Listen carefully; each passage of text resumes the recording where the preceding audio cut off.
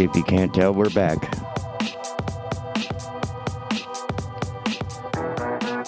On a Thursday morning after a Voice in the Pen event.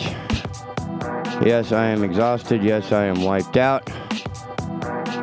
It was an absolute blast. Amazing musicians. If you missed it, you should go back. And it'll probably be better than this morning's show. I can almost promise this.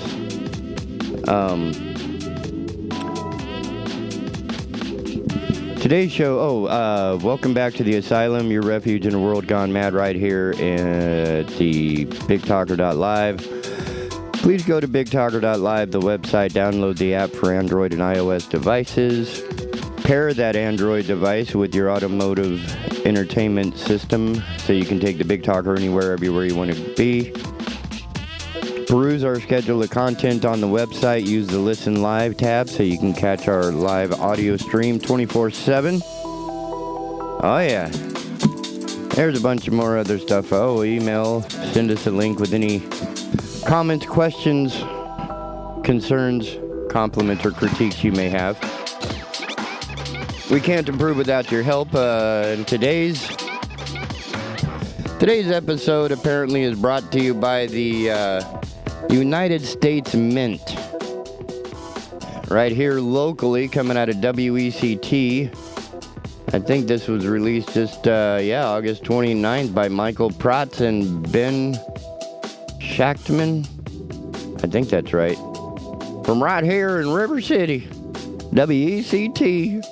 WECT News on Channel 6. That's right. Oh, I should stop the music now. Okay. Yeah, go ahead and bust me for that. I know that's not a copyright because I wrote it myself. So all you Facebook bots trying to bash me for... Oh, yeah, chat's open. Chat is open. Chat is open. Of course, I have to put it in the right... Look, y'all can donate money and help me get into an office, so I'm not doing this in my little spot under the bed. All right. That is open. Boom. All right, there we go. Look at that. Appears on the screen. All that's cool. All right. Yes, brought to you by the U.S. Mint. Coastal Horizon CEO Olsen Bozeman offered $50 million in hospital sale funds in exchange for silence. This is right here in River City, ladies and gentlemen, right here in Wilmington, North Carolina. That's right, Kakalaka.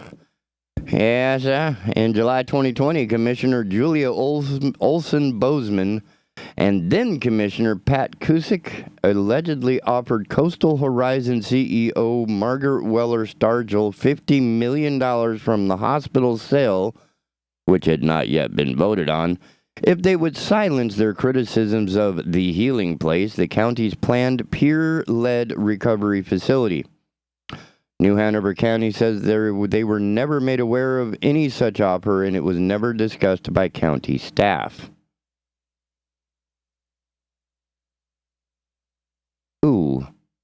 Current and former Wilmington ECT, current and former officials from Coastal Horizons said they were approached in July of 2020 by New Hanover County Chairwoman Julia Olsen Bozeman with a quid pro quo.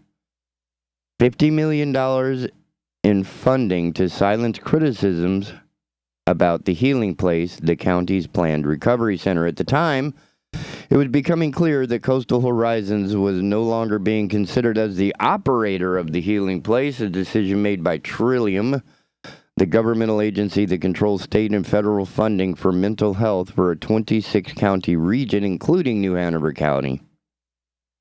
While Trillium had made its choice internally, the county had not yet voted to formalize the agreement. Coastal Horizons had voiced its concerns about this choice for two main reasons. First, New Hanover County and Trillium had represented to the public that Coastal Horizons was their choice to operate the Healing Place. In particular, Coastal Horizons' role was used to help convince Wilmington City Council to approve the special use permit needed to build the healing place. The special use, what is that again? The special use permit faced significant opposition, especially from neighbors concerned with security, or a lack thereof. Quote, during that time, there was a lot of opposition to this facility going on Medical Center Drive, and largely because of the unknown in terms of being a peer-run, abstinence-based model facility, President and CEO of Coastal Horizons, Margaret Weller-Stargell, said. Following the opposition from neighbors, Weller-Stargell said the county asked her and Coastal Horizons to help ease some of those concerns and help get the permit approved. Quote, we were positioned there to state that we would be the intended operator. Even at our office park here, we're in very close proximity to a school and take great measures to make sure that neighboring entities are secure and safe from any issues that we might have with the clients and patients that we serve, Weller-Stargell told WECT and WHQR. A second concern was the lack of medication-assisted treatment for addiction, or MAT. Coastal Horizons offers several medication-assisted treatment programs considered by most to be gold standard of addiction care. But Trillium's decision to go with an operator that provided only abstinence-based treatment meant MAT would not be available at the healing place. To exclude MAT, medication-assisted treatment, was going to be very short-sighted on anyone's part, and building a treatment facility here. Weller-Stargell's criticism on both of these points led to two meetings. The first, on July 1, 2020, was attended by Weller-Stargell, Olson Bozeman, and then Commissioner Patricia Cusick. During this meeting, Weller-Stargell said Olson Bozeman offered her $50 million from the sale of the hospital. The sale wouldn't be put up for a final vote until October of that year, but a framework for the proceeds had been established, including a $50 million fund for mental health. That's the money Olson Bozeman offered, according to Weller-Stargell. When asked for a comment about the allegations, the county spokesperson said County Manager Chris Cordiet is not aware of any promise that was made to Coastal Horizons, and setting aside money from the hospital sale specifically for them was never discussed by staff. Weller-Stargell said she was shocked and asked for a second meeting, this time with a witness, Andy Jones, who was then the chair of the Coastal Horizons board. During the second meeting on July 6, 2020, Olson Bozeman repeated her offer. Even joined by Cusick, Olson Bozeman was not in a position to direct funding, let alone from the hospital sale, which was, at least in theory, still an open question. But according to Weller-Stargell, Olson Bozeman made a comment that suggested she had other support. What she said to me is, you should take this money, Margaret. It was followed up with you can structure it so it's in perpetuity and Coastal Horizons will be taken care of, and that way we can get the boys off our back, she said. Although she couldn't say with certainty who the boys Olson Bozeman was referring to were, other commissioners who supported the abstinence-only model of the healing place included Woody White and Rob Zappel, along with County Manager Chris Cordier. It's not just Weller-Stargell who heard the offer. Jones confirmed he was at the meeting and that Olson Bozeman offered the quid pro quo. Quote, it was shocking to us. It was shocking to me. I don't want to put words in Margaret's mouth. We reported that conversation back to Coastal Horizons Executive Committee, and I think the record would indicate we did not change our position on our objection to the healing place serving as the operator. Our values were not, and I imagine Margaret would say the organization's values are not for sale, so we didn't take her up on that offer. Weller-Stargell did not change her stance on the healing place, but she did not publicly discuss the July 2020 meetings until last week. After learning that, due in part to changes in federal guidelines, The Healing Place now would allow some forms of medication-assisted treatment, a major reason Coastal Horizons was pushed out of the project. In a letter to New Hanover County, Chris Cordier, I guess is how it's pronounced, I don't know, Weller Stargell detailed her concerns and included a description of Olsen Bozeman's quid pro quo offer. It was an offer that Weller Stargell says she didn't even consider. Quote, "At no time did we say or agree that we would take this money in exchange because it would be unethical," she said. Olsen Bozeman's response. Cusick did not respond to requests for comment from ECT and HQR, but Olsen Bozeman responded in an email calling Weller Stargell a liar. In an email to WHQR, she wrote, "Margaret's only concern is money. She's an embarrassment to the recovery community." Weller Stargell says that statement simply doesn't hold up. First, I would say without hesitation, you should consider the source. I dare say that there is not a single person that I work with, whether it's staff or board, that would say I put money first. I always put the best interest of Coastal Horizons and those we serve first. That's why we've been here for 52 years. So if Commissioner Olsen Bozeman wants to say that it's about money for me, if it had been, why did I not accept that $50 million? Weller Stargell said. Coastal Horizons' role in getting the Healing Place approved by 2018, New Hanover County and Trillium had been in talks for several years about the need for a recovery center. A deal emerged where Trillium would donate nearly 9 acres for the facility, originally conceived as a 100-bed men's facility, and the county would use its annual contribution to Trillium to help fund the $24 million project. The Healing Place took its name from the Healing Place abstinence-based peer recovery center in Louisville, Kentucky. The plan was to replicate the model in New Hanover County. A major hurdle was the location, which, due to Wilmington's land use regulations, would require a special use permit. Starting in late 2018, New Hanover County applied for the permit but faced stiff opposition from neighboring businesses, eventually including a lawsuit filed by Delaney Radiology and Lower Cape Fear Hospice. Major concerns included the lack of security and safety concerns based on the history of police calls at a Healing Place sister location called Healing Transitions in Raleigh. Wilmington City Council continued the permit hearing repeatedly throughout the late summer and fall of 2018, and by the time the final vote on February 5, 2019, Council had heard at least 4 hours of testimony and information, including presenting Coastal Horizons as the planned operator of the Healing Place. Trillium Executive Vice President Cindy Ehlers again told Council that Coastal Horizons would operate the facility. While it would be a new model for Coastal Horizons, Ehlers said, "I have absolutely no doubt that they have the capacity to deliver on this." She added that negotiations would go forward with Coastal Horizons as soon as the special use permit was approved by Wilmington, and that the next steps would be Coastal Horizons hiring a facility director, adding that Coastal Horizons will be on the check in response to a question from City Councilman Charlie Rivenbark about who would be in charge of the facility administration. You can find Ehlers' comment. There's a video apparently that about an hour 35 in, her comments are on there. Ehlers also told the county that Coastal Horizons staff would visit Louisville, Kentucky to learn more about the Healing Place model, a trip Weller Stargell confirmed took place.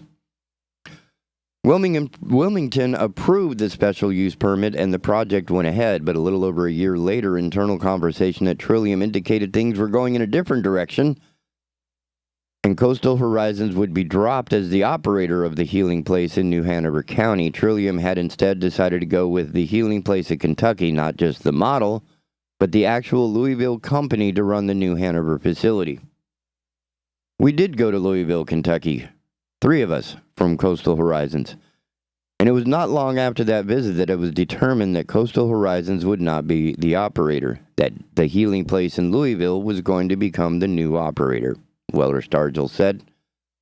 On June 30, 2020, the county received a letter from then Trillium CEO Lisa Wainwright, who retired this February, essentially threatening to revoke the land donation for the facility if the county voted against Trillium's decision. Trillium avoided naming Coastal Horizons, but made it clear the county should not move forward with them. For nearly 5 years, Trillium and New Hanover County have specifically discussed a replication of the Healing Place model. We are aware that some members of the New Hanover County Board of Commissions have recently indicated that a local New Hanover County provider operate the facility. Trillium is absolutely not disparaging the good work done by said provider, but that provider has no experience operating a social recovery model like the Healing Place, nor, to my knowledge, have they been given permission to replicate the Healing Place model, Wainwright wrote, adding, Trillium has selected the Healing Place of Louisville, Kentucky to replicate their model in the facility, the construction of which we are ultimately funding on land we previously owned. If the New Hanover County Board of Commissioners were to try to overrule the decision of operator made by Trillium, it is the view of Trillium Health Resources Governing Board that such action could trigger the reversion clause with the land transfer and abrogate the agreement between the parties. I forgot that word, man. That's a rare word. 1 week later, Olson, Bozeman, and Cusick met with Weller Stargell and then again with Andy Jones. With Andy Jones present, Coastal Horizons didn't take the deal and didn't silence their criticisms. Bait and switch. The next month, county commissioners voted 4-1 to approve Trillium's choice to drop Coastal Horizons. Only Commissioner Jonathan Barfield Jr. Oh, I forgot to do the little thingy here. Only Commissioner Jonathan Barfield Jr. voted against the move, calling it a bait and switch and accusing Trillium of pimping or prostituting the good public reputation of Coastal Horizons to secure the permit to move the project forward. Reached for comment, Barfield said he hadn't changed his opinion on the Healing Place, but he had not been made aware of any efforts by Olson, Bozeman, or Cusick to buy Coastal Horizons compliance with Trillium's choice of operator. In her letter to I don't know if I got it right. In her letter to Coudray, Weller Stargell summed up the process this way, quote, what was done to Coastal Horizons was absolutely and without question unconscionable. But putting my thoughts of what was done to Coastal Horizons aside for a moment, it is abundantly clear now the city council, neighboring entities, and the community at large were all betrayed in this process.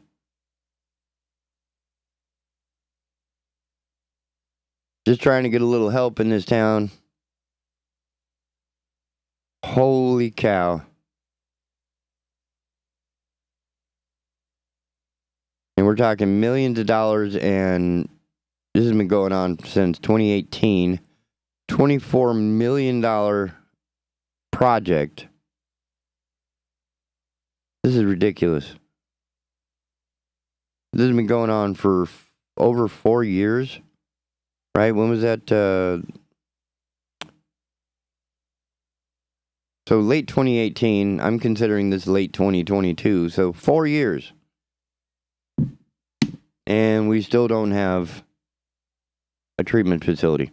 Now, to be fair, let's be real. It doesn't take money to beat addiction. AA and NA have been doing it for decades successfully with only the cost of a cup of coffee. Or maybe the urn, I don't know. And usually that's self-sufficient, right? Because everybody brings $1, throws it in the bucket, the coffee's paid for, the keychains are paid for, life is paid for, it's good. Right? Because I don't think there's any better model than one addict helping another. And if you don't believe me, just go to an NA meeting, throw your dollar in the pot, and have a listen. Spending $24 million and offering $50 million and all this corruption and all this crap.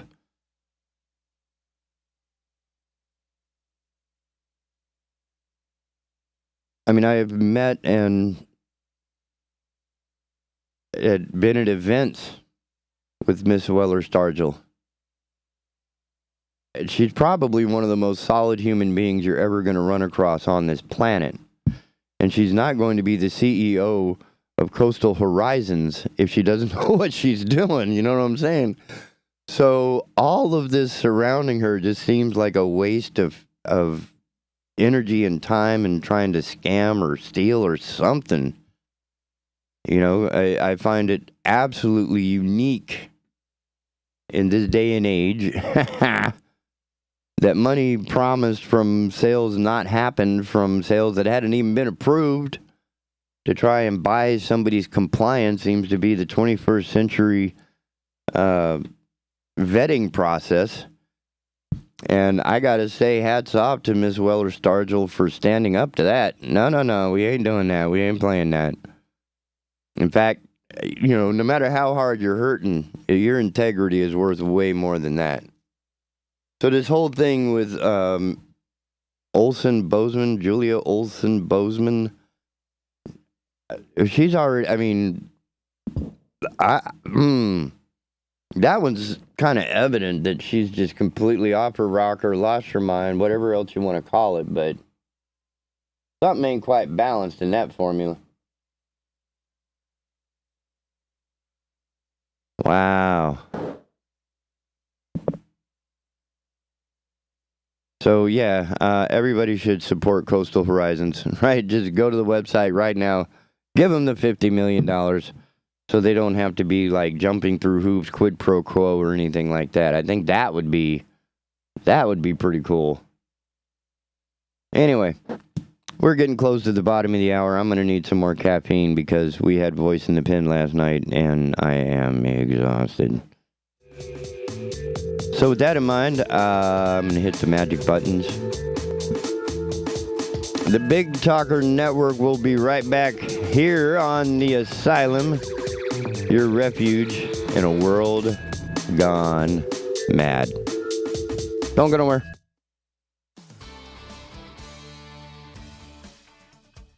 Hello, I'm Matt Bennett with WWAY News.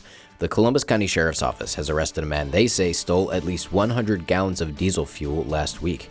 The Sheriff's Office says it was contacted about a victim who had the diesel fuel removed from his truck.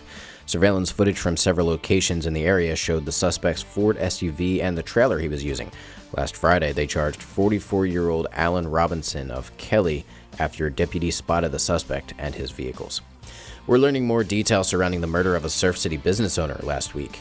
22-year-old Charles Haywood is charged with the murder of Margaret Bracey. Haywood is also charged with armed robbery. According to court documents, Haywood is accused of stealing an undisclosed amount of money and around $750 worth of property belonging to Bracey and her business, the Exotic Hemp Company. The report says Haywood is accused of robbing and assaulting Bracey with a knife. Bracey's body was found last Wednesday. Haywood turned himself into police the next day. His next court appearance is September 14th. Whiteville police have arrested a man for animal cruelty after finding 2 dead goats in his yard. Police say neighbors of 71-year-old David Warren Dew contacted Whiteville police Monday about a bad smell coming from Dew's yard. Dew told police he owned 3 goats and claims he fed all of them regularly. And in Pender County, drivers traveling into downtown Burgaw may experience some slowdowns due to a production happening over the next few months. A portion of North Walker Street at East Bridgers was shut down yesterday for a production of the second season of Welcome to Flatch, which started filming at the beginning of August. The comedy series is set in a small Ohio town, which is the reason Burgaw was picked as the filming location. According to a production crew member, 80% of the shoot will be done in Burgaw and is expected to continue through October. For more on these stories, you can head on over to WWAYTV3.com. I'm Matt Bennett. Have a great day. Happy Thursday, everybody. I'm WWAY meteorologist Ramel Carpenter with your Storm Track 3 forecast. Another warm one on our hands, but humidity going to briefly lower as our dew points drop down into the upper 60s later this afternoon. Expecting mostly sunny skies and highs above the average, still in the lower 90s inland of the coast. Upper 80s will do it for the coastal areas with a low risk for rip currents as well. As we head towards the overnight hours, partly cloudy skies will be in store for us as our temperatures fall to the upper 60s and the low to middle 70s. Get your full forecast on WWAY and WWAYTV3.com. This news and weather is brought to you by Two Men and a Truck. For your free quote, go to twomenandatruck.com. twomenandatruck.com.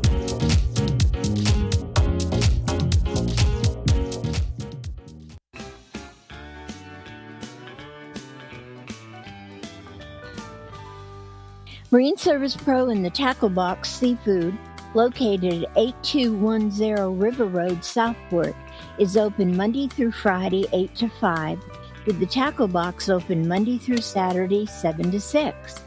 Marine Service Pro is a full Suzuki and Tohatsu dealership. They deal in pre-owned boats, full service and repair, with certified technicians in all engines, and fiberglass specialists. The Tackle Box offers fresh, local seafood, live bait, a tackle shop, and fish packing and shipping. They also offer a full-service U-Haul dealership. Spend time with Leon or Jenny for one-stop shopping at Marine Service Pro and the Tackle Box Seafood, 8210 River Road, Southport. This week on Living Fit After 50, our guests will be Pam and Philip Howe of How to Run, a running program designed for those of us over 50. Join us Fridays at 1 p.m. right here on the Big Talker Network.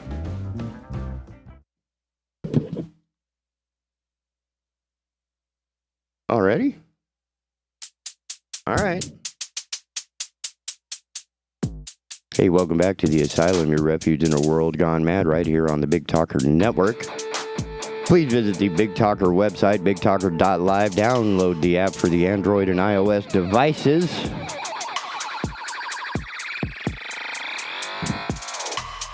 Pair that Android device with your automobile's entertainment system and take the Big Talker anywhere and everywhere you want to be. Isn't that cool?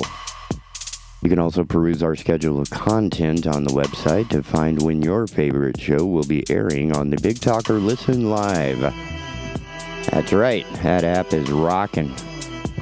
Also, an email link with any comments, questions, concerns, compliments, critiques you may have. We can't improve without your help. Also want to point out that we have a number of new shows. Right? All Things Brunswick has been with us. I loved working with those guys. Bill's a lot of fun. Mary's coming back this week. Been working with Dan, whose new show on Fridays at 1 called Living Fit After 50. Good content there. Bill joins us every morning on the Asylum, every Monday morning at 8:30. Wednesdays at 8:30, Dan joins us. We have other guests. Wednesdays, we also have Dr. Larry Cahoon. Let's see, weekdays at 9, Defenders Live. We carry an error. Wow, take two.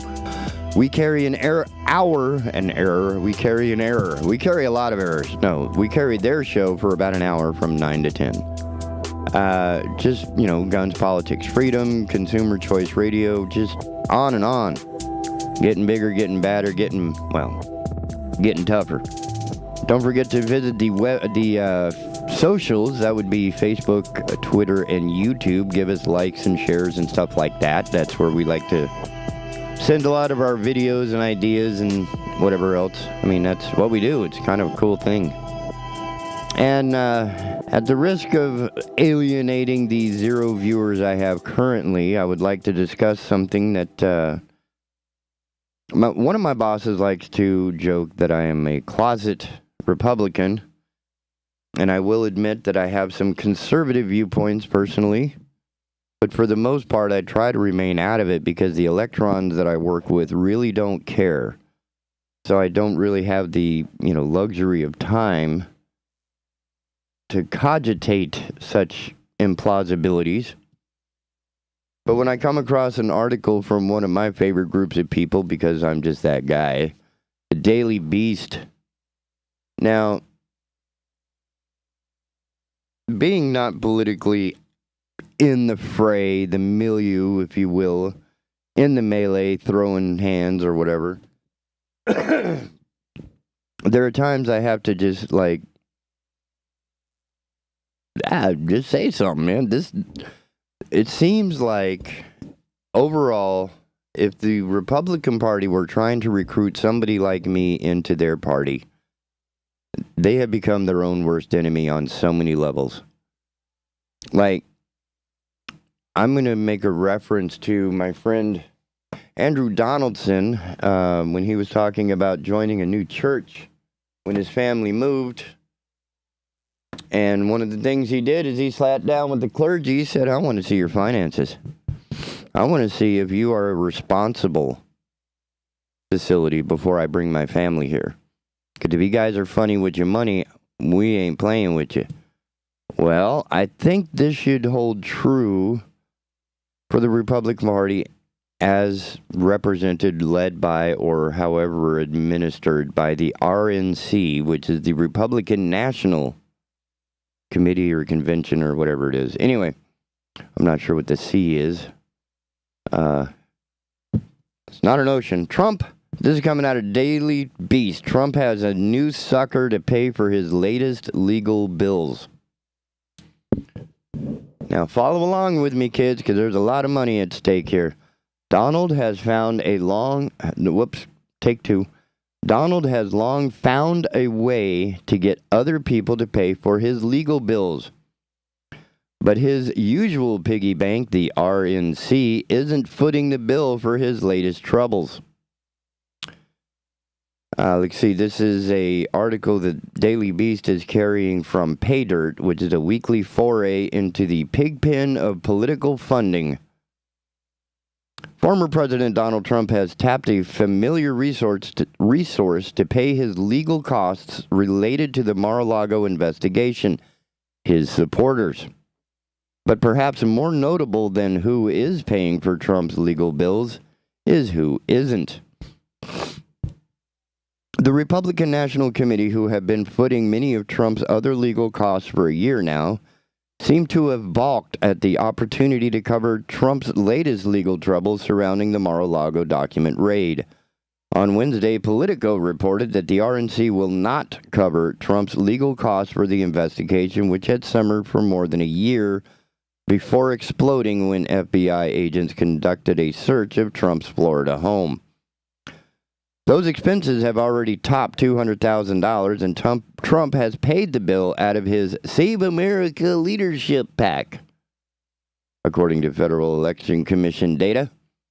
Those donor funds are defending Trump against a federal grand jury inquiry into whether he and his allies committed multiple crimes, including violations of the Espionage Act and obstruction of justice, after he hoarded sensitive documents at his Florida social club and refused to return them to their proper owner, the U.S. government, for more than a year. It's unclear why the RNC won't pay for Trump's defense in this matter, which some experts see as the most serious legal threat yet facing the former president. But it's also still unclear exactly why the RNC chose to cover his other bills in the first place. That's my question. If you want to show me that the RNC is a responsible group of adults, the first thing you would do is not pay for anybody's personal legal problems. That's not what the RNC is for. The RNC is to help the Republican Party, not this guy. Not one person. You're supposed to help the country. That's where I start questioning how it is the RNC wants to recruit, right? Because we have an apathetic base.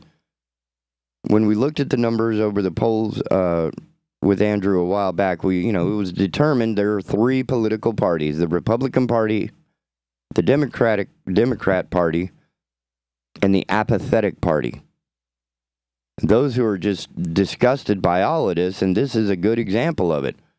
I would not join the RNC because of their fiscal responsibility in covering an individual's legal fee. Are you going to cover mine? If I join you and I get in legal trouble, are you going to pay for my legal defense? Now, Trump's grifting is its own thing, right? And people that are submitting to that are an independent group of people. That's their own, right? I'm not even part of that.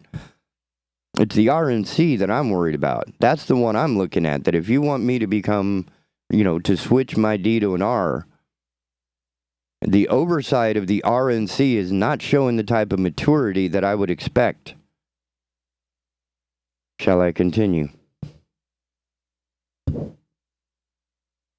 While the current inquiry appears to be the first investigation into crimes Trump may have committed after leaving office, the RNC began picking up the tab last year for costs related to an ongoing investigation into crimes Trump may have also committed when he was out of office before he was elected.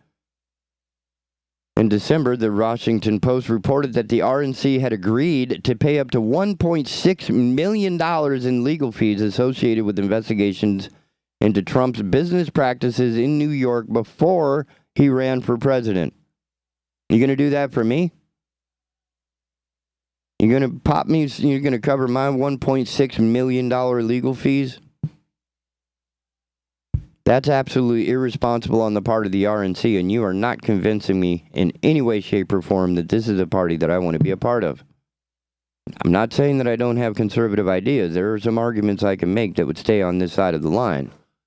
But this is absolute irresponsibility and not helping your cause, right? If the RNC needs to gather strength, they need to stop defending individuals or whatever this is, right? Same thing's happening over at the NRA with LaPierre. I mean, the waning support because they're showing absolute irresponsibility with their money. And that usually is, a reflection of their philosophy. $1.6 million in legal fees for one person. But since the first of those payments was reported in October of 2021, the RNC has cracked that self-imposed ceiling, fronting nearly $1.75 million to attorneys defending Trump in those matters, according to Federal Election Commission data. The payment stopped in June, the data shows. $1.75 million. You going to back me? You going to pay my legal defense? I don't think so. Why aren't you covering other, what's the barrier to entry? You got to be a friend, right? You got to sleep with the same porn stars. You got to have the same dirt on Jeffrey Epstein's island. What's the secret? What's the secret to get treated in this manner that the entire RNC will dedicate themselves to one person's legal defense? $1.75 million. I am not interested in donating to the RNC if they are going to turn around and give that money as irresponsibly as any given presidential administration, current included, is showing me that you are fiscally irresponsible and not worth my money. Because I don't want my money going to one person's defense, regardless of who that person is. It's supposed to go to help further the conversation, right? And to get the word out, the agenda for, it's a scary term because it's double-edged. But that's what the RNC is supposed to be trying to do, is grow as a party, to grow as conservative ideas. You're not going to do that spending $1.75 million on the legal defense of one bonehead. The arrangement is not strictly illegal, campaign finance experts say, but the Mar-a-Lago issue does raise questions of why the RNC may have drawn the line there and why it started paying the New York costs in the first place. I don't think you can justify defending one person with $1.75 million coming out of the RNC's pocket. So if you're wanting donations from me to the RNC and you're going to turn around and pay this, not happening. I'll give my money to Ukraine first. Don Wiener, director of the Elections and Government Program at the Brennan Center for Justice, told the Daily Beast the national parties like the RNC are subject to very few restraints on how they use money. Quote, there's no real legal problem with these expenses as long as the money comes out of the party's general accounts, Wiener said. Brett Capel, a campaign finance specialist at the Harman Kardon, noted that while the legal proceedings target Trump in a personal capacity, the RNC doesn't have to worry about that. Quote, unlike campaign funds, which are subject to a prohibition on conversion to personal use, Political party funds can be used for any legal purpose, Capel told the Daily Beast. He noted that it's difficult to escape the question of why the RNC saw it fit to pay for one investigation it saw as politically motivated, but not another.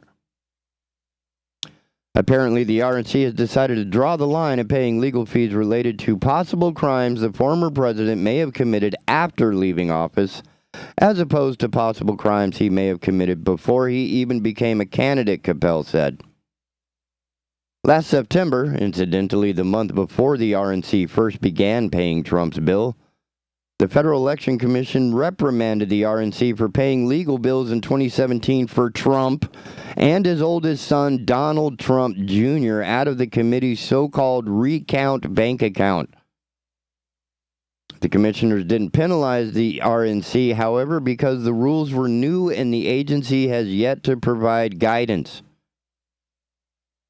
Since then, the RNC has only tapped its general account to pay Trump's lawyers. However, the RNC hasn't reported new payments since mid-June.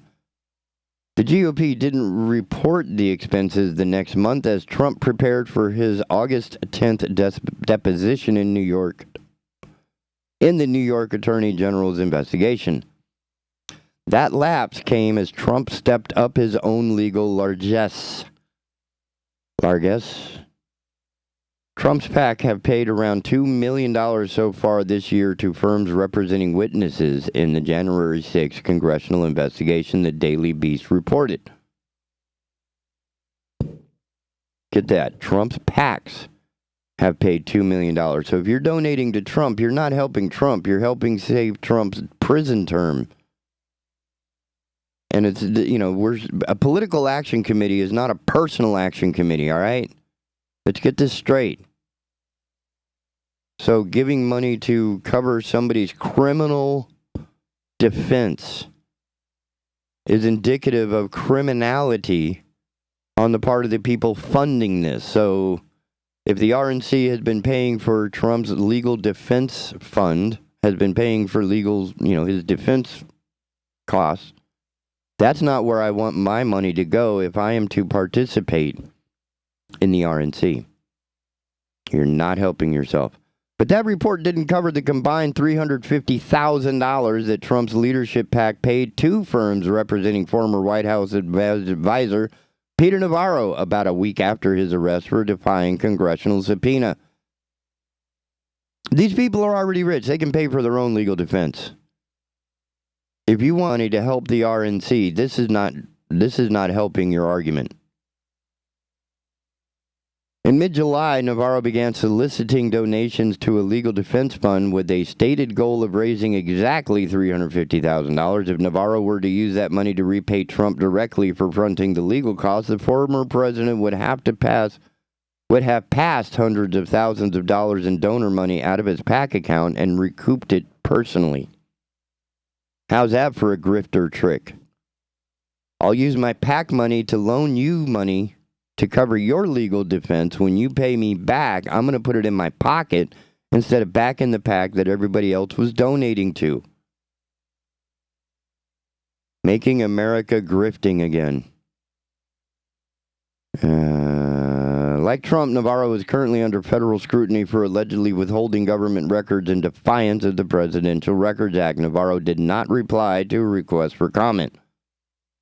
Trump's troubles in that department, however, appear far more serious and seem to grow more dire all the time. Last week, a federal judge unsealed a lengthy, heavily redacted FBI affidavit making the case that evidence of multiple crimes could be found at Mar-a-Lago. In a separate filing on Tuesday, prosecutors laid out still more evidence implicating the president and people close to him in those crimes, most specifically a scheme to obstruct the government's investigation. Relax, I'm not going after Trump, I'm going after the money. Here's where it comes in. The latest filing appeared to signal trouble for Trump's own attorneys. One of them, Evan Cochran, racked up a $36,000 payment in late July, a time when no reporting has revealed action in the Mar-a-Lago case.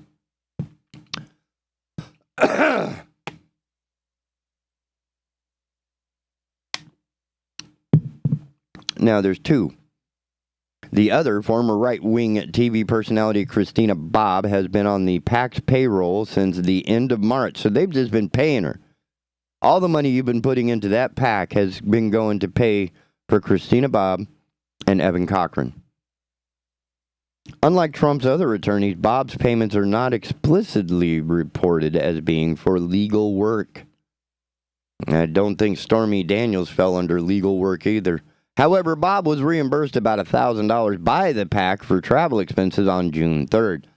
That's the day she signed a letter at Mar-a-Lago promising the FBI that Trump's team had conducted a diligent search and recovered all documents responsive to a grand jury subpoena. Now, that could force Bobb to get an attorney of her own. One possible reason the RNC won't be paying these attorneys is also deeply ironic. The RNC, like the Justice Department, has a policy to avoid the appearance of meddling in political matters. Wait a minute. That can't be right, because their justification for paying for Trump's legal defense was political. And now they're saying they don't want to, they want to avoid the appearance. They do want to avoid the appearance of meddling in political matters.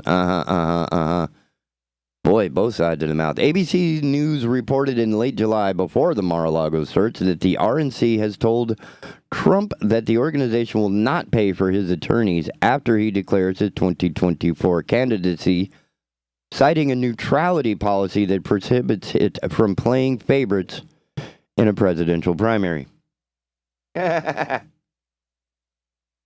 While it's still unclear whether the RNC has pulled the plug for good, Jordan Leibowitz, communications director for Watchdog Citizens for Responsibility and Ethics in Washington, which is CREW, C-R-E-W, Citizens for Responsibility and Ethics in Washington, which, God help us, we could use that, which in January sent a letter to Trump reminding him that he would owe taxes on the RNC's favors. So, still unclear. Let's break it down into one sentence. Whether it's still unclear whether the RNC has pulled the plug for good, Jordan Leibowitz, communications director for Watchdog Citizens for Responsibility and Ethics in Washington, welcomed the idea. Now, it was the Watchdog Citizens for Responsibility and Ethics in Washington sent a letter to Trump in Washington reminding him that he would owe taxes. You will owe taxes on this.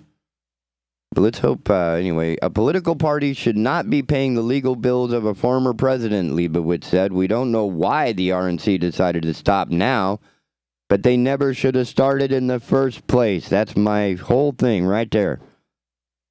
Spokesman for Trump and the RNC did not reply to requests for comment. If you have a comment, the chat is open, the phone lines are open. But this is my whole point. Money is what's ruining it. Money is what ruined the Healing Place, which has been in works for 4 years. Julia Olson Bozeman really boned that one up. So, there's an entire third apathetic party that's looking for some sort of home. And we look at the stuff like this and think, no, that's not happening. I'm not giving money to the RNC to pay for anyone's legal bills. If they got in trouble, that's their responsibility. How is it that my political party should be now responsible for somebody else's mess? Not happening. You're not doing yourself any favors. If you want to do yourself some favors, get more people like Bill Moore, more people like Chad Adams, that when they're discussing these items and subjects, issues, policies, they understand the history. They know where this is coming from, Get Andrew in on the conversation. Chase down the money. But if a political action committee is taking in money for political action, defending a criminal is not going to tell me that you are actually doing political action. Does that make sense? I mean, I can't be completely off my rocker here, but it just seems absolutely bizarre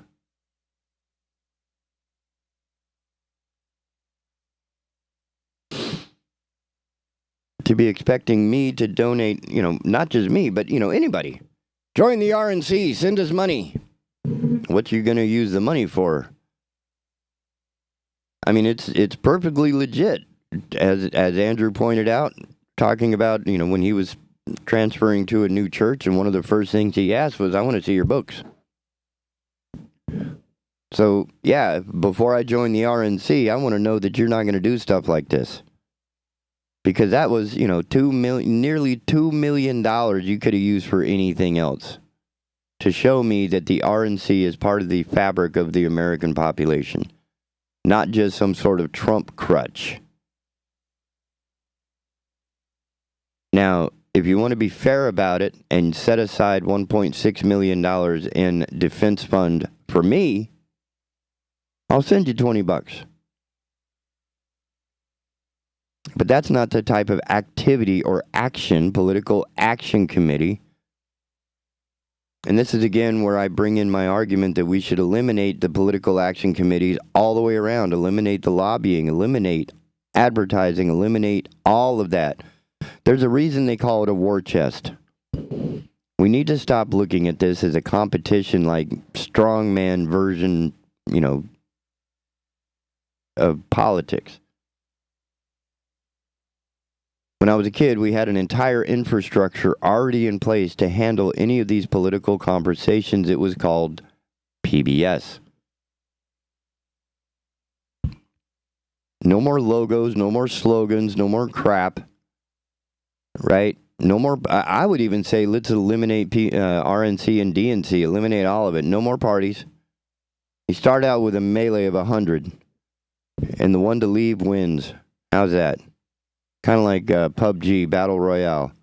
I'm kidding. But you would have debates. You would have conversations. You would have the opportunity to interview them one-on-one with 2 different, 3 different, 4 different moderators or inquisitors, I guess would be a good term. So that all of their information is limited and, what's the word I'm looking for? Made even. It's oversight, right? So that no one candidate got more time than another, and you can't target your audience by, dialing into BET at 7 o'clock at night with this type of message and dialing into Good Morning America with, no. No more ads, no more political action, no.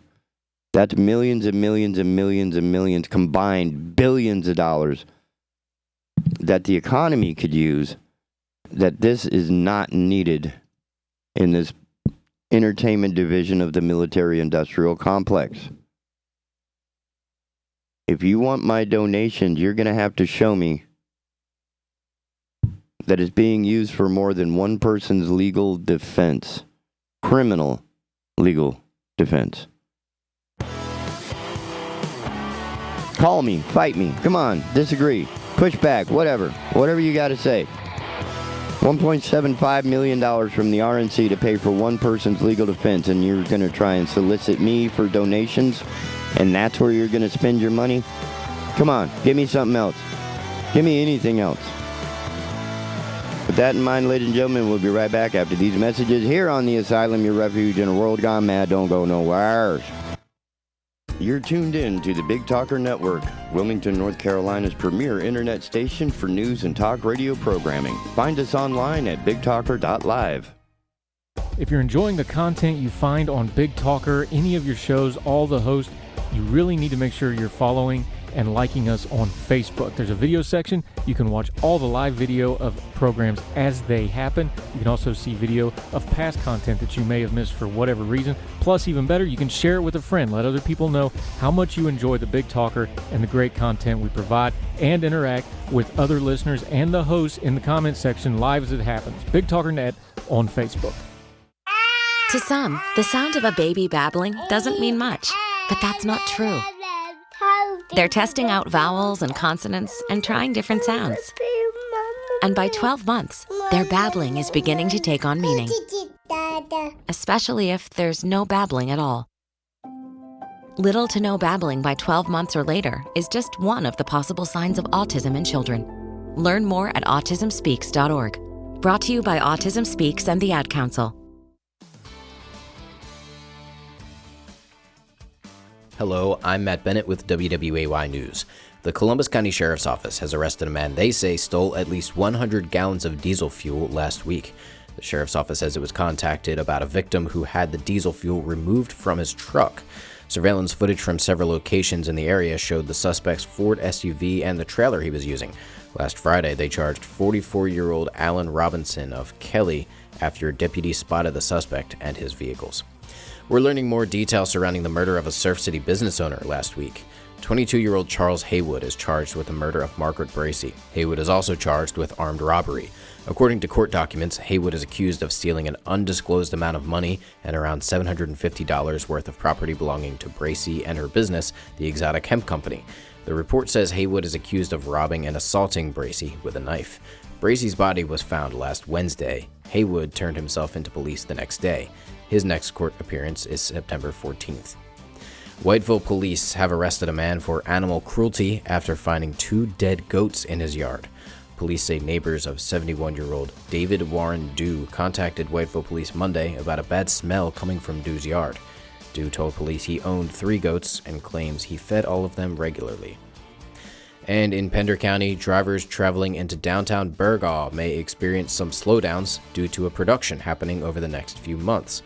A portion of North Walker Street at East Bridgers was shut down yesterday for a production of the 2nd season of Welcome to Flatch, which started filming at the beginning of August. The comedy series is set in a small Ohio town, which is the reason Burgaw was picked as the filming location. According to a production crew member, 80% of the shoot will be done in Burgaw and is expected to continue through October. For more on these stories, you can head on over to WWAYTV3.com. I'm Matt Bennett. Have a great day. Happy Thursday, everybody. I'm WWAY meteorologist Ramel Carpenter with your Storm Track 3 forecast. Another warm one on our hands, but humidity going to briefly lower as our dew points drop down into the upper 60s later this afternoon. Expecting mostly sunny skies and highs above the average, still in the lower 90s inland of the coast. Upper 80s will do it for the coastal areas with a low risk for rip currents as well. As we head towards the overnight hours, partly cloudy skies will be in store for us as our temperatures fall to the upper 60s and the low to middle 70s. Get your full forecast on WWAY and WWAYTV3.com.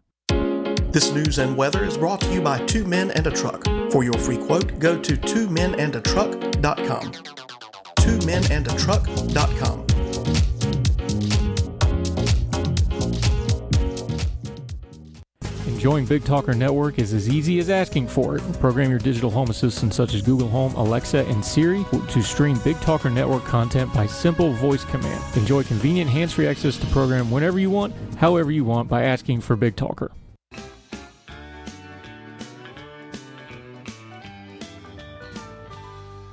Marine Service Pro and the Tackle Box Seafood, located at 8210 River Road, Southport, is open Monday through Friday, 8 to 5, with the Tackle Box open Monday through Saturday, 7 to 6. Marine Service Pro is a full Suzuki and Tohatsu dealership. They deal in pre-owned boats, full service and repair, with certified technicians in all engines, and fiberglass specialists. The Tackle Box offers fresh, local seafood, live bait, a tackle shop, and fish packing and shipping. They also offer a full-service U-Haul dealership. Spend time with Leon or Jenny for one-stop shopping at Marine Service Pro and the Tackle Box Seafood, 8210 River Road, Southport.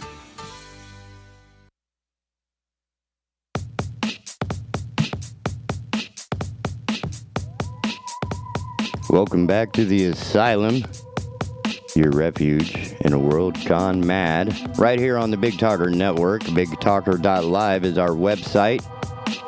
You can tune in with the Listen Live tab.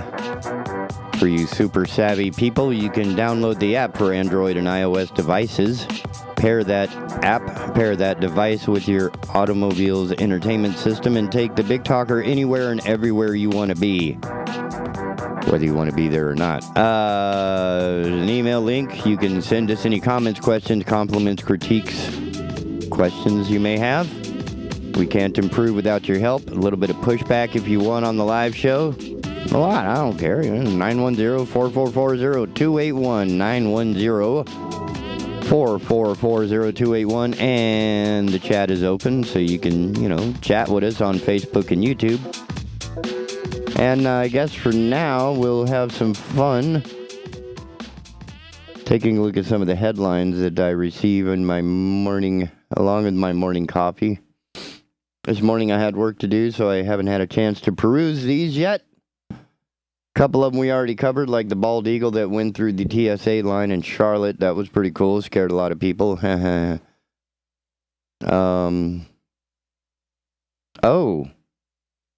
Oh, this one. Oh, please, let me have this one. This would be absolutely wonderful. Associated Press. Let me see who wrote this. Who's brave enough to do this? I don't see anybody taking credit for it, so I'm guessing it's some sort of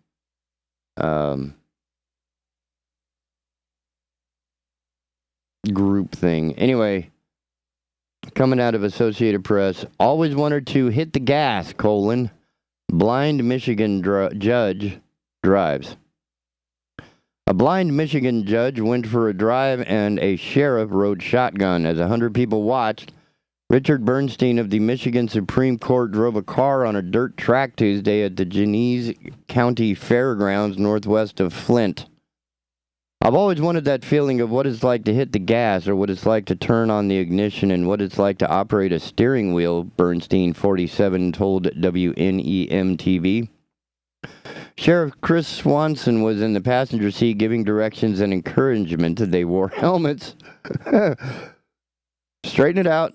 Soft left, Swanson said. He's doing it.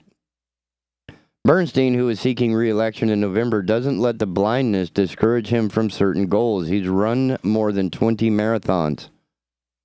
My whole life, I've loved making people's dreams come true, the sheriff said. I love seeing joy on the face, and I have seen it at the last 2 hours driving him up here.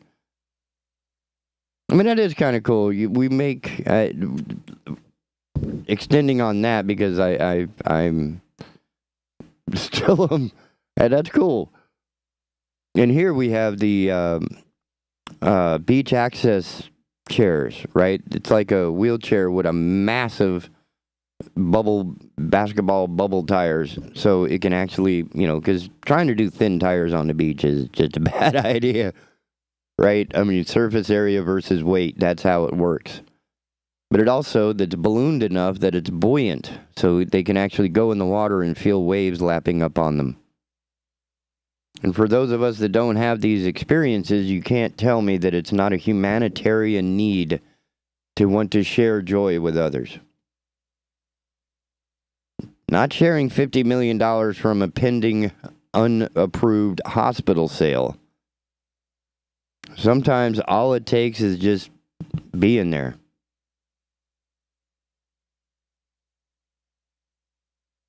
And this is, some sort of reaching across the gap. Right here in North Carolina on the beach, we have those beach access chairs, beach access ramps, for exactly that purpose. AA and NA meetings happening, and all other type of A meetings happening all over the country, helping people. That doesn't require a $50 million bribe.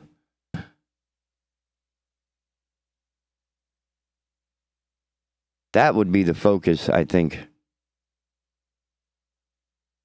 Here shortly, we should be rescheduling the interview that didn't quite happen a couple of weeks ago with Eden Village. Their development is moving along quite well. They have a 3D company coming in, helping print a few of these, which for them, think about it, is great PR, free advertising. Right? You give away a couple of houses, somebody else buys 30 of them.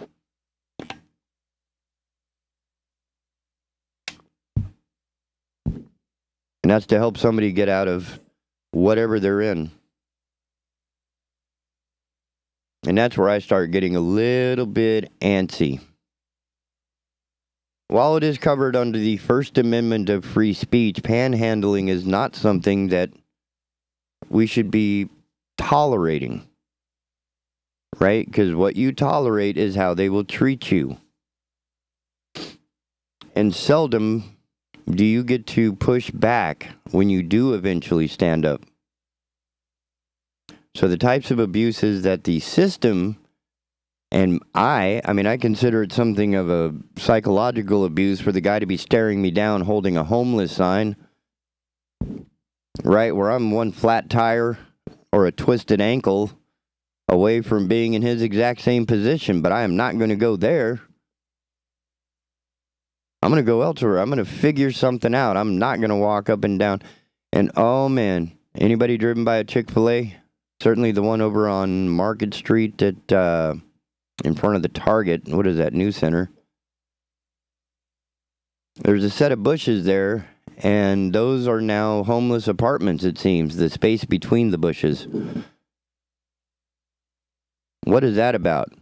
Now, with Walmart, you at least have to be in your vehicle, right? So if you have an RV and you're tired and you want to pull over and, have a night's rest, you can do that. But you can't just sleep in the bushes. You got to stay in your own little RV thing. So allowing people to sleep in the bushes in front of your building is probably a bad idea. Wilmington Public Library. Any of that, right? And if shaming is ever to be outlawed, then we are definitely in deep doo-doo. Because sometimes shaming is what it takes. You have to make it personal. You have to make it important to the person. Do you want to thrive or do you want to die? Because if you don't care, we can just send you out into the, just head on out to the desert. There are millions and millions of miles of living any way you want to. Just stay away from the rest of us. But if you require money to live your life, that you're going to be panhandling up and down the streets, on the sidewalks, killing the grass of the one church had enough. They were like, look, your free speech is one thing, but our property is another. You're destroying our property. Stay the hell off of it. You can use the sidewalk. And the sidewalk is like another 6 feet away from the curb, which I'm sure is really disturbing to the guy, because he can't get close enough with his little handwritten sign. And a lot of those are scams, and you can't really tell. It's not like they dress for it. I guess one sign would be if the guy's wearing a pair of brand new Nike Jordan Airs. Yeah, that's probably not the guy who's really starving and hurting, or if he's got an Apple Watch. I don't have an Apple Watch. Right, I don't want one, but still. You don't see me with the bling bling. I don't have that kind of money. I think the rich people refer to it as disposable income. Nah, ain't none of my income disposable, Jack. Which is why when people are asking me for my money, whether it's for an animal shelter or the RNC, I'm learning in my older age to say, all right, if you want my money, you have to show me what you're going to do with it. If you're going to pay for somebody's legal defense, then you better be prepared to pay for mine. But if you're paying for dog food, if you're paying for veterinary care and the spay-neuter operations and whatever else it takes to be a not-kill shelter, chances are you're going to get my money before some political committee, convention, whatever you want to call it. Coven, I think is what it is. If you want to go with, or Coven, how is it pronounced? The way the witches get together. Coven, thank you, Coven.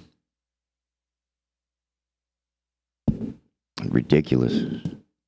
How much money does it take? How much money does it take to be a decent human being? How much money does it take to, actually... Political Action Committee, my butt.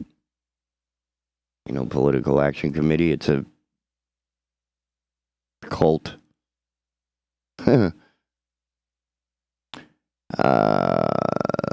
else do we have here? Oh, no. No. Oh, my goodness. No. No, say this isn't true. This is crazy. No. USAtoday.com. Who wrote this? Jordan Mendoza. Dude, why? Oh my God. Okay. I'm going to have a hard time getting through this one. Coming out of their food section, a hot dog flavored popsicle. Yeah. Oscar Mayer unveils the cold dog, complete with a mustard swirl. Oh my God, I'm going to puke. Hot dogs and popsicles are classic summer foods, and Oscar Mayer has decided to combine the two beloved treats. Oh, dear Lord. Oh, Oscar Mayer last week announced the release of the cold dog, a hot dog flavored popsicle. The polarizing item is part of the company's Stupid or Genius campaign. Oh, this is going to take a minute. Polarizing item is definitely an understatement. Oscar Mayer last week announced the release of the cold dog, a hot dog flavored popsicle. The polarizing item is part of the company's Stupid or Genius campaign, which had fans discuss on social media of odd ways to enjoy hot dogs were worth attempting. Oh my God. The popsicle was made in partnership with frozen dessert company Pop Bar.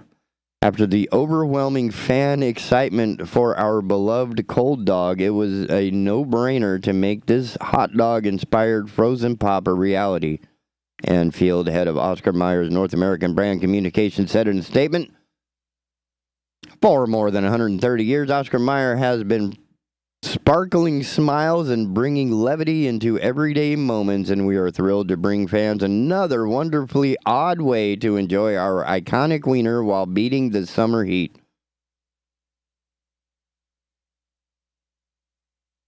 Oh, this hurts. This really hurts. I'm trying not to just completely blow out my sinuses laughing. How does the popsicle taste? OSCARMAYER says it boasts both refreshing and smoky umami notes of Oscar Mayer's iconic wiener. The popsicle also features a mustard swirl.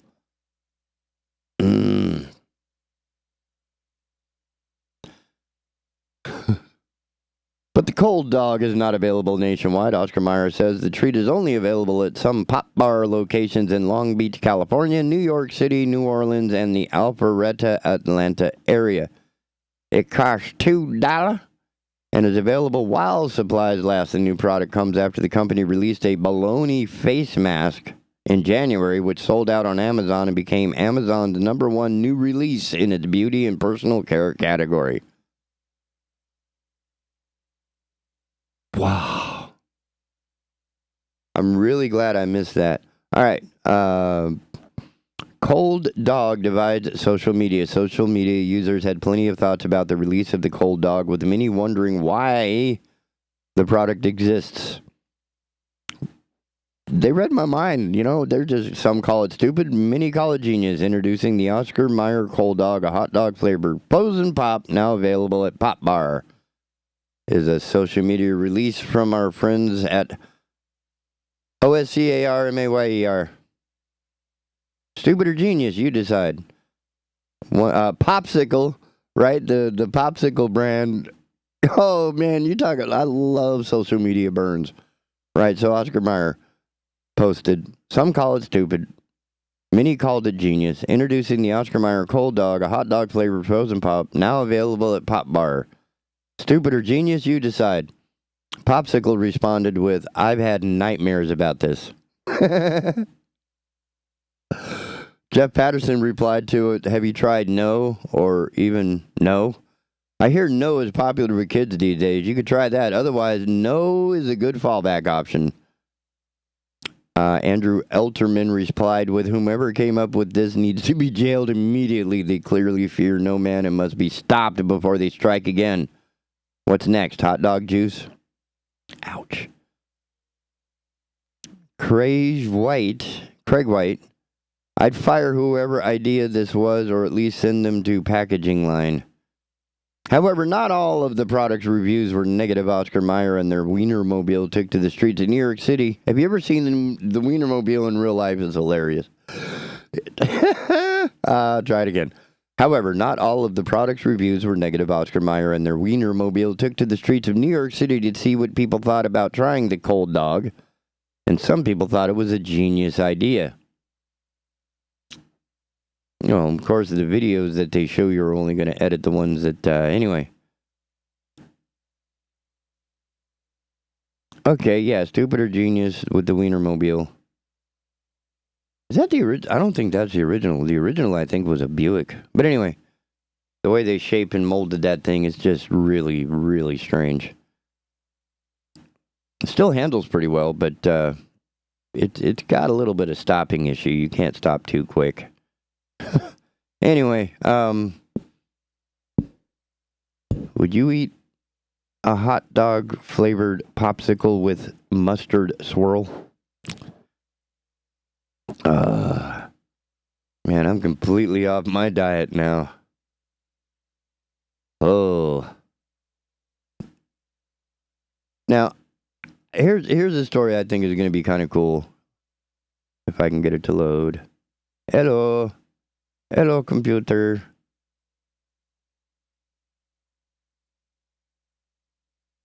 I seem to have lost contact with the universe. Okay. That's helpful. That's helpful. There we go. There we go. There we go, baby. Because this story I also have to hit. I'm dedicated to my gig. I'm dedicated to keeping this radio station working, whether you like it or not.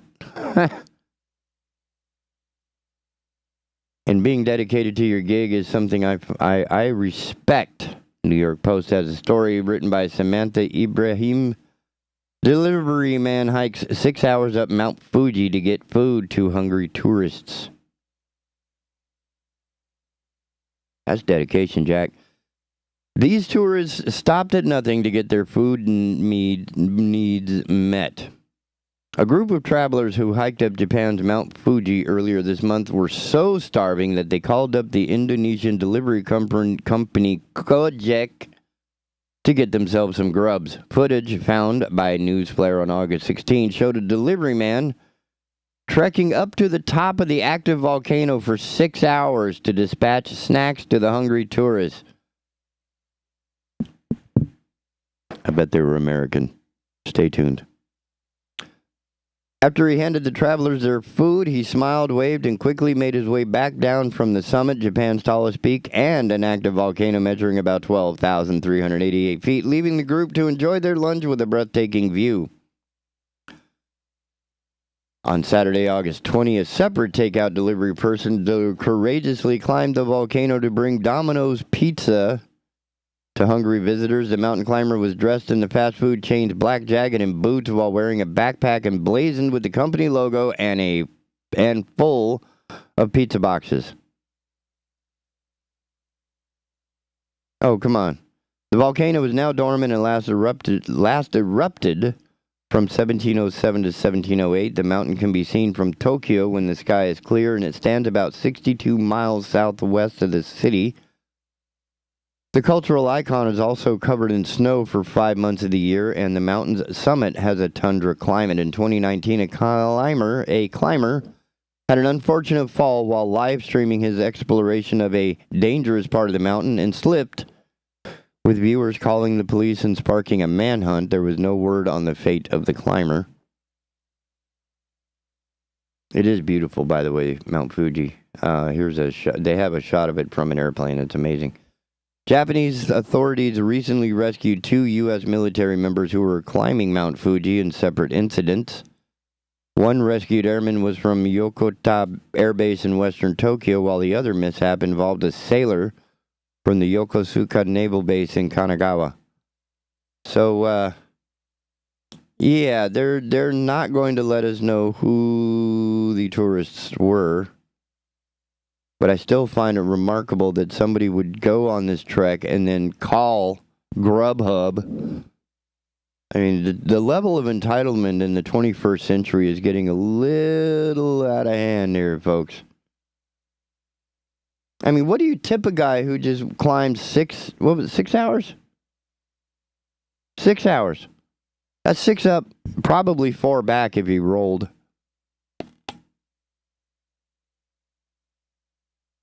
I don't know about you, man, but that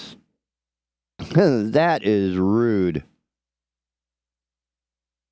Hey, we made it all the way up the side of the mountain, but we were too stupid to bring water and food. So we'll let you bring our food and water in the least efficient manner possible, right? When you're hiking, you want to carry as little and as light as possible. And then when you order a fully steamed pizza with a box and napkins and cracked pepper and cheese, yeah, this guy's carrying a full situation. And that's just not right, ladies and gentlemen. Holy Canuck.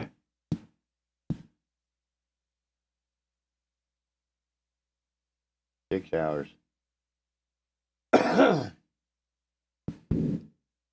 Oh, no. Scientists, can I have a word with you? Just because we can doesn't mean we should. All right, let me just start there. I have a story coming out of the Tennessee Star, state and local news that matters. Who's it written by? Come on, give me an author. Eric Lindrum. I'm going to say it again, scientists. For those in the back, all you guys, just because you can doesn't mean you should. South Korean scientists claim eating worm burgers could solve world hunger. Yeah. A bizarre assertion made by scientists in South Korea suggests that if the global population started eating burgers and other food made out of earthworms, then world hunger would be greatly reduced.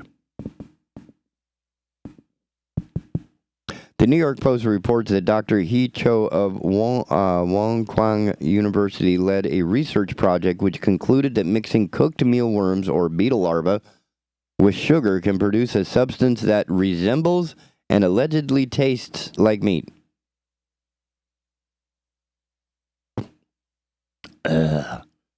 Suddenly that hot dog popsicle is starting to seem pretty good. Recently, eating insects has become of interest because of the increasing cost of animal protein as well as the associated environmental issues. Not for me. That's what Cho said in a press release after the project's conclusions. Oh, my coffee doesn't taste right now. Ugh. Insects are a nutritious and healthy food source for birds with high amounts of fatty acids, vitamins, minerals, fiber, and high-quality protein, which is like that of meat. Oh.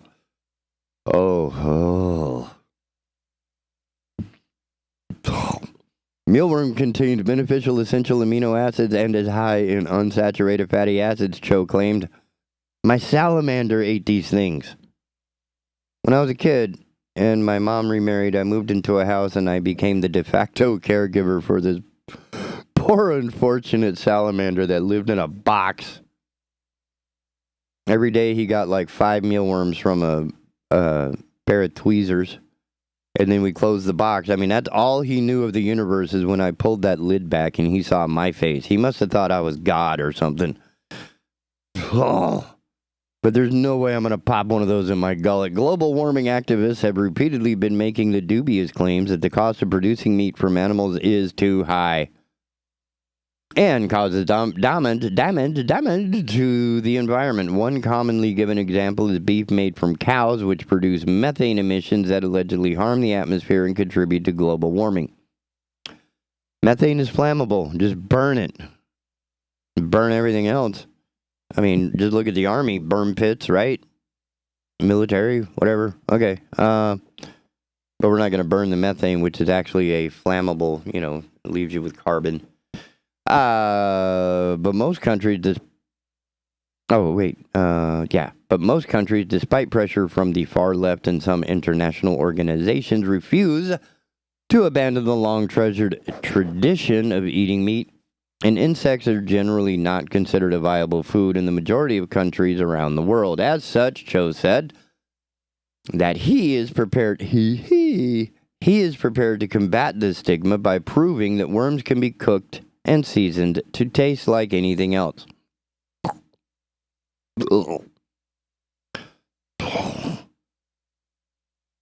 Cho's group claimed the worms contained volatile hydrocarbons which were capable of producing a variety of strong scents like, aromas after evaporation, and that initial smells resembling wet soil, shrimp, and sweet corn could be changed based on the method of cooking, including steaming them, roasting them, or deep frying them.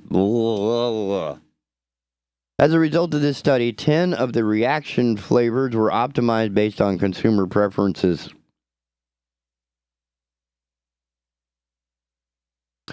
That was the co-author Hee-Young Park, a graduate student, during his presentation of the findings at the American Chemical Society in Chicago. No. Stay the hell out of America. Yeah, you can do that in Korea. That's fine. You could eat all the worms you want in South Korea, but please, God, just think about it. McDonald's is going to have the McMeal worm.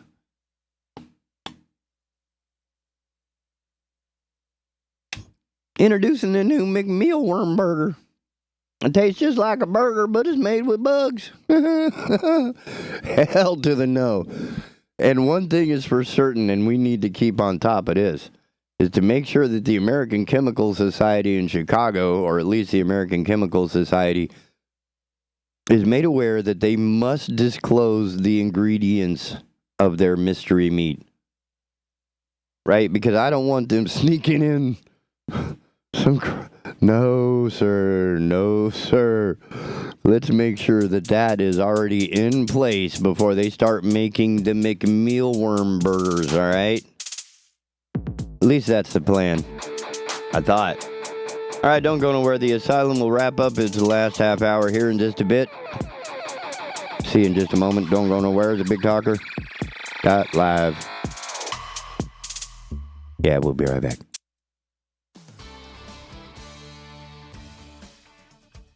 Hello, I'm Matt Bennett with WWAY News. The Columbus County Sheriff's Office has arrested a man they say stole at least 100 gallons of diesel fuel last week. The Sheriff's Office says it was contacted about a victim who had the diesel fuel removed from his truck. Surveillance footage from several locations in the area showed the suspect's Ford SUV and the trailer he was using. Last Friday, they charged 44-year-old Alan Robinson of Kelly after a deputy spotted the suspect and his vehicles. We're learning more details surrounding the murder of a Surf City business owner last week. 22-year-old Charles Haywood is charged with the murder of Margaret Bracey. Haywood is also charged with armed robbery. According to court documents, Haywood is accused of stealing an undisclosed amount of money and around $750 worth of property belonging to Bracey and her business, the Exotic Hemp Company. The report says Haywood is accused of robbing and assaulting Bracey with a knife. Bracey's body was found last Wednesday. Haywood turned himself into police the next day. His next court appearance is September 14th. Whiteville police have arrested a man for animal cruelty after finding 2 dead goats in his yard. Police say neighbors of 71-year-old David Warren Dew contacted Whiteville police Monday about a bad smell coming from Dew's yard. Dew told police he owned 3 goats and claims he fed all of them regularly. And in Pender County, drivers traveling into downtown Burgaw may experience some slowdowns due to a production happening over the next few months. A portion of North Walker Street at East Bridgers was shut down yesterday for a production of the 2nd season of Welcome to Flatch, which started filming at the beginning of August. The comedy series is set in a small Ohio town, which is the reason Burgaw was picked as the filming location. According to a production crew member, 80% of the shoot will be done in Burgaw and is expected to continue through October. For more on these stories, you can head on over to WWAYTV3.com. I'm Matt Bennett. Have a great day. Happy Thursday, everybody. I'm WWAY meteorologist Ramel Carpenter with your Storm Track 3 forecast. Another warm one on our hands, but humidity going to briefly lower as our dew points drop down into the upper 60s later this afternoon. Expecting mostly sunny skies and highs above the average, still in the lower 90s inland of the coast. Upper 80s will do it for the coastal areas with a low risk for rip currents as well. As we head towards the overnight hours, partly cloudy skies will be in store for us as our temperatures fall to the upper 60s and the low to middle 70s. Get your full forecast on WWAY and WWAYTV3.com. This news and weather is brought to you by Two Men and a Truck. For your free quote, go to twomenandatruck.com. twomenandatruck.com. Join us this Tuesday at 6 p.m. on All Things Brunswick. Our guest is Brian Wilson, who is running for District Court Judge for Brunswick, Columbus, and Bladen counties. All Things Brunswick, Tuesdays, 6 p.m. When I grow up, I want to be a new pair of blue jeans. When I grow up, I want to be a kid's first computer. When I grow up, I want to be a glass countertop in a new home. When I grow up, I want to be a kid's best birthday present. When I grow up, I want to be a football stadium. When I grow up, I want to be a warm fleece on a cold day. When I grow up, I want to be a fancy backsplash. I want to be a bike that races around the country. When I grow up, I want to be a bench on a forest trail. I want to be a rocking chair on a sunny porch. I want to be a skyscraper. I want to be a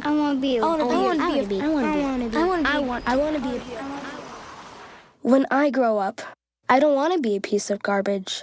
And if you recycle me, I won't be. Give your garbage another life. Recycle.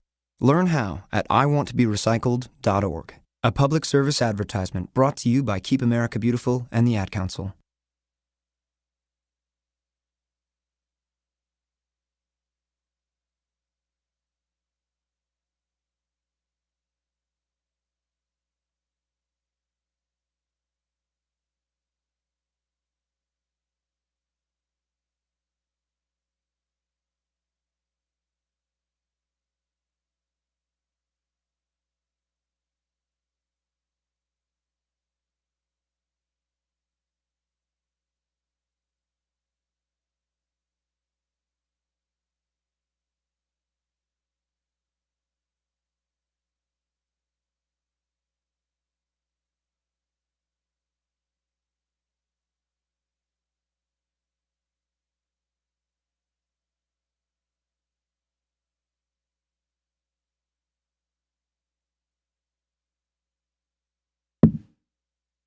No.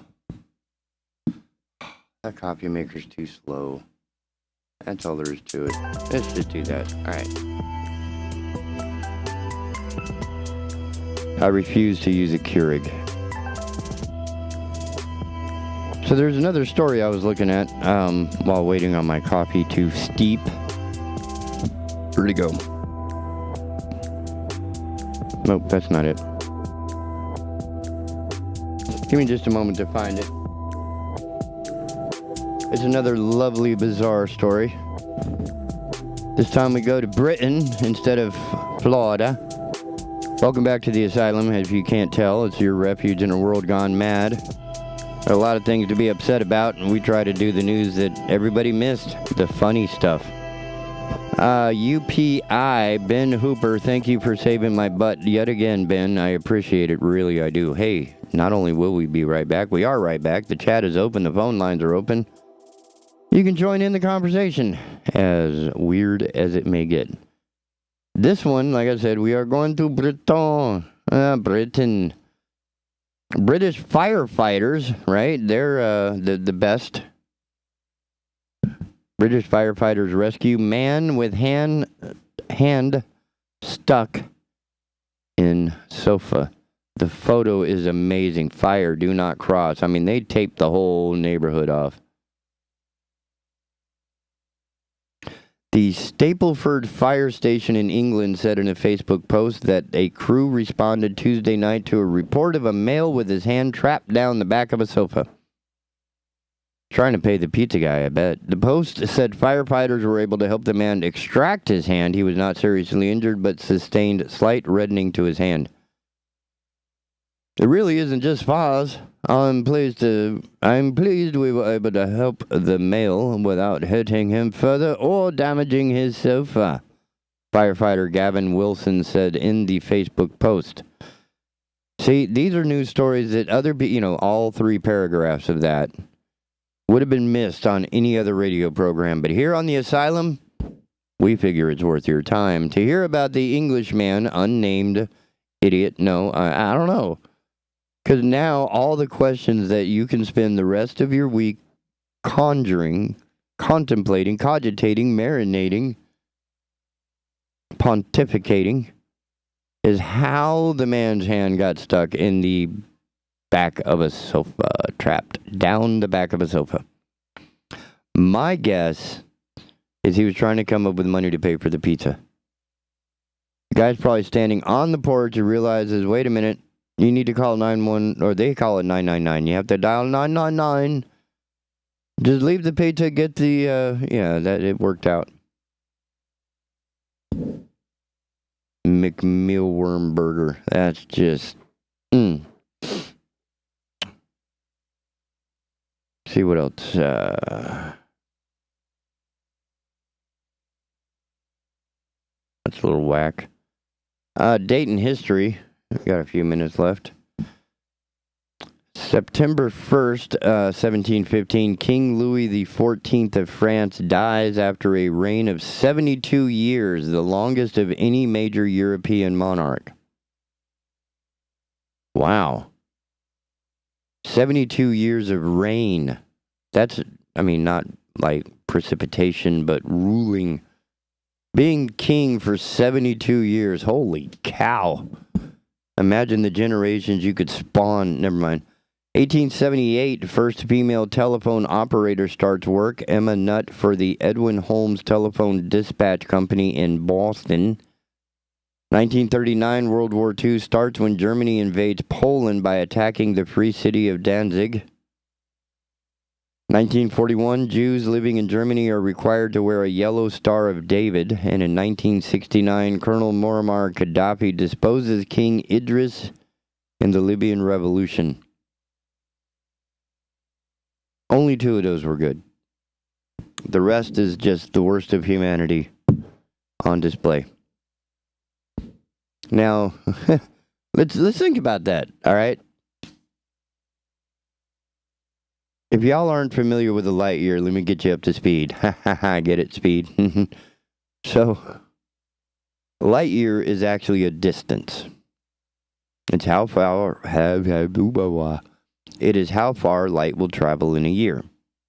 Now, other things travel the speed of light, including the RF that's been emanating from this planet since the 20s, I guess, when we started with real radio broadcasting. So, if, because a lot of RF cannot really leave the atmosphere, it's, the wavelength just get bounced back by the ozone and stratosphere and such. So, if, say, it goes past the satellite and off out into space, 1940, for example, that, I'm just going to round it to 1940 to 2022 is 80 years. Anything that can receive and understand signals from Earth that is 80 light years away is now seeing World War II in real time.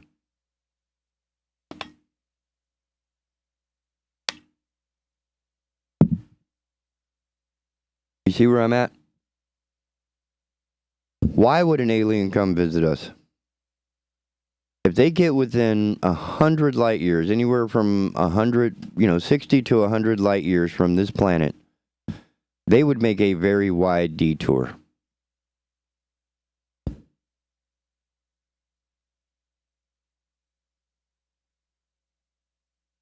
Think about it, right?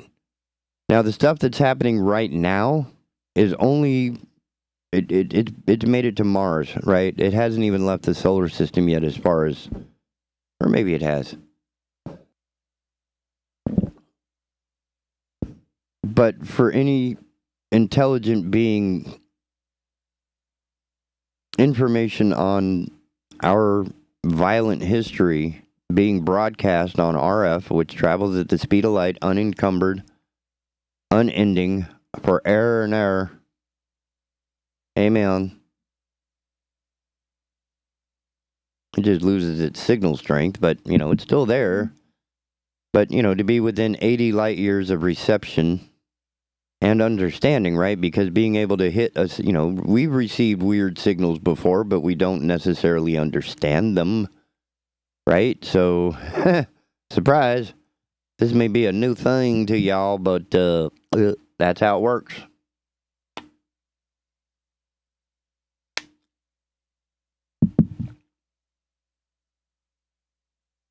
So 80 light years away.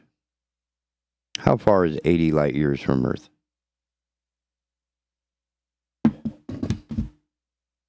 I wonder if that's something we can even ask Google.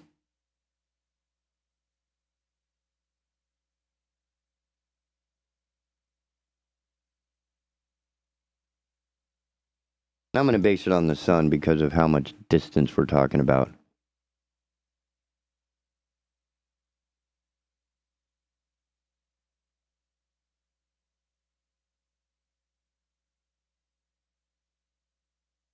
Wow. I am not disappointed. Thank you, Google. Goodness. Well, Wikipedia. You can't really cite this in an official paper, but, we're just a stupid radio station by a guy who really doesn't even need to be here. I'm not good at this, so I'm going to go with the nerd stuff. Regulus, the closest B-type star, which could have some sort of hominids with cognitive process ability, is within 75 to 80 light years of Earth. Coronae Borealis, Alpha Coronae Borealis. 75 light years, more or less, give or take a half a light year. 2 stars in that system. HIP 12961, same median distance, give or take 3 light years, has 1 star in the system. Apparent magnitude of 9.7, has 1 planet. I'm just going to list the ones that have planets, because there's like 60 or 70 of these. 76 light years away, give or take 3. Has 1 planet with a apparent magnitude of 36.3. Oh, HD 1461 at 76.5 light years has 2 confirmed planets and 2 candidates. HD 42618 has 1 confirmed planet, 76.65 light years away. 1 star.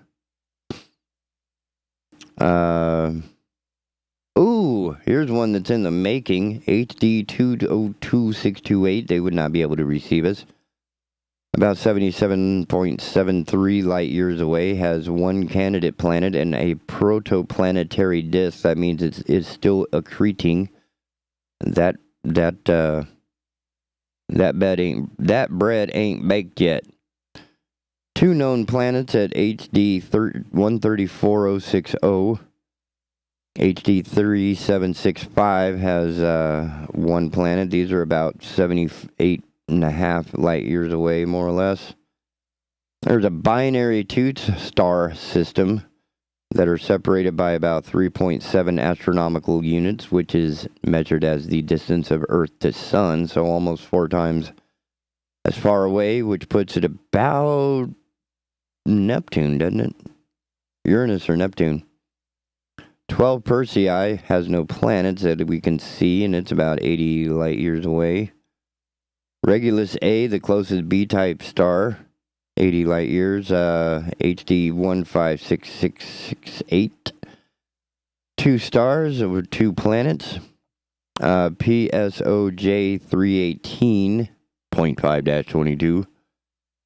80 light years away with 1 star, has a rogue planet in there.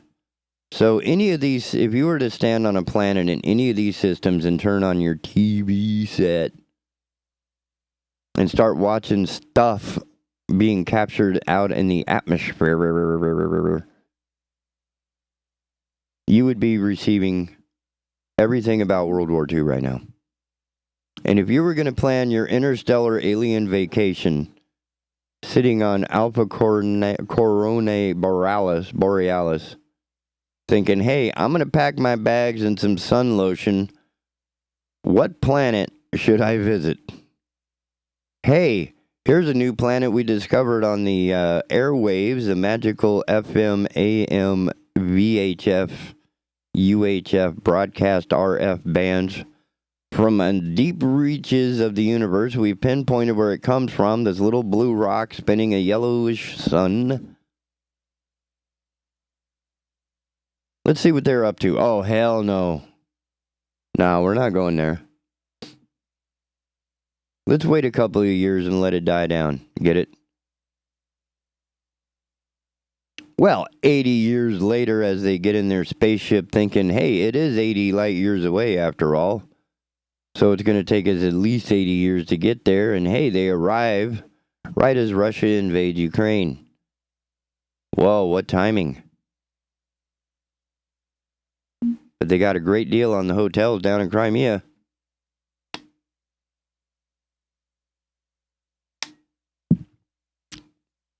That's why I think that if there were aliens, I don't think they want to visit us. And of course, if they did visit us, they would want to get as far away from regular people during the most active time of the hive. That would be the middle of the night in a cornfield or a cow pasture. They're definitely not going to walk up to somebody in the middle of New York City and say, hey, what's happening? Take me to your leader. I understand you guys are having some social difficulties. And if you all don't straighten it out, we are going to, construct a bypass through this sector, which would mean the destruction of your planet. You've had 5 years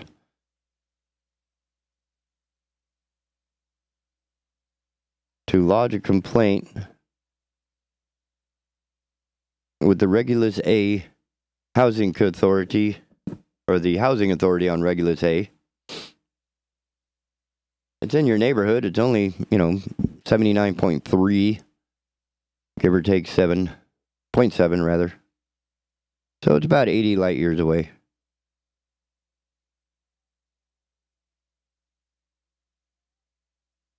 Seven more minutes. Where am I going with this? How about counting? I've been giggling about how we don't understand numbering systems, but we do. Right? Everybody freaks out. Oh my God, binary, I'll never understand the ones and zeros.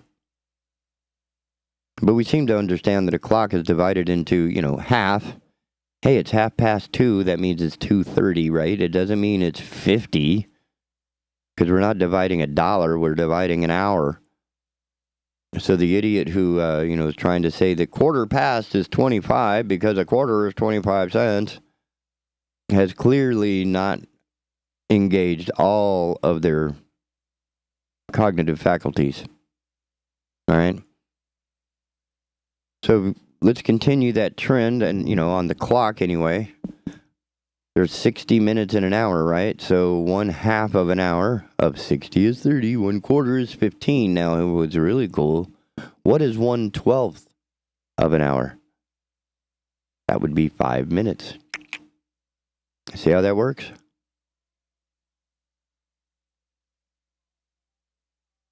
I thought so. What's 1/15 of an hour? Oh, that would be 4. See how that works?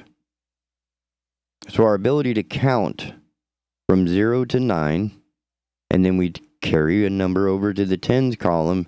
When we're working with time, which is a base 60, we can only count to 6, 0 to 5, 9, 5 in the tens column. The next one has to say we have gone 1 hour. So the two slots that you have for minutes are 0 to 4, 0 to 5, and 0 to 9. So you can go from 0 to 59, your next number is 60, but you can't have a 60. That's 1 hour. So you put a 1 in the hours column. And the hours in the ones column goes 0 to 9 like normal. But in the tens column, it can only go to 2 and 3 in the ones column, with 5 and 9 in the minutes, right? So you have 23:59 before midnight. So we have this innate ability, just by using clock on a daily basis, that we do have an understanding and the ability to work with number bases other than the 10 digits on our fingers. And this is why I get really mad with people who choose to remain ignorant about how math works in the real world. You do use it every day. You add and subtract different number bases all the time. Certainly when you're scheduling an event and the amount of time it'll take to prepare, travel, and get there. And then you add a little time to make allowances, and when you do, you don't end up with 97 minutes. You end up with an hour and 37 minutes. You see what I'm saying? Binary works the same way, but each slot only has 2 conditions. And it's important to think of it in these terms for a number of reasons. Because not always are we making numbers or manipulating numbers. We're manipulating information. And sometimes a switch can be representative of a condition. For example, you're playing a game and you need a key to get through the door. And in your ID, or in your little player ID thing, is a chunk of data that's 8 bits long, 8 switches. And one of those switches answers the question, do you have the key to get through this door? If that switch is off, meaning no, you do not have the key, that door does not open. If the switch is on, it means you got the key in some earlier event, and you can open the door and continue.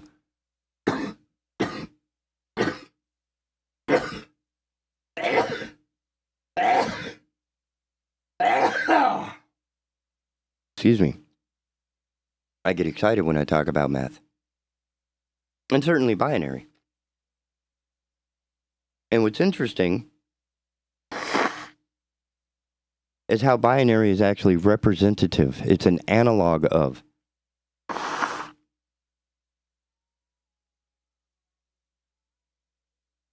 In the old days, when I first started doing radio, audio was transferred from my voice to your ear holes using analog equipment, where my voice was just transferred into a different type of energy to be moved down a line, to be transferred to a different type of energy, to hit the airwaves, to hit your machine, to be transferred back into the type of energy that you would hear. Now, in that, it was sort of a straight, honest, as my diaphragm moves, your speaker diaphragm will move the exact same way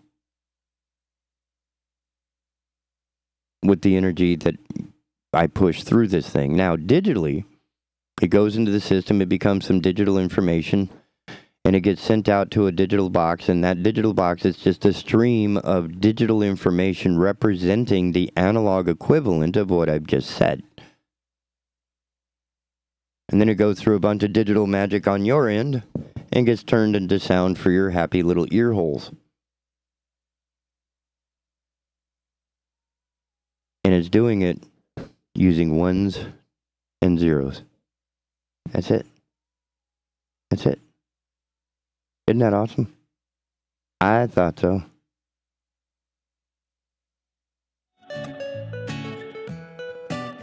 Yeah. All right. I think it's time to close the Asylum for today. We will see you tomorrow about 8 o'clock. Don't forget Heard Tell at 7. Following this program, we got Consumer Choice. We got Guns, Politics, Freedoms. We have Living Fit After 50. So, stay tuned. These shows get better as the day goes on. See you tomorrow. You're tuned in to the Big Talker Network, Wilmington, North Carolina's premier internet station for news and talk radio programming. Find us online at bigtalker.live.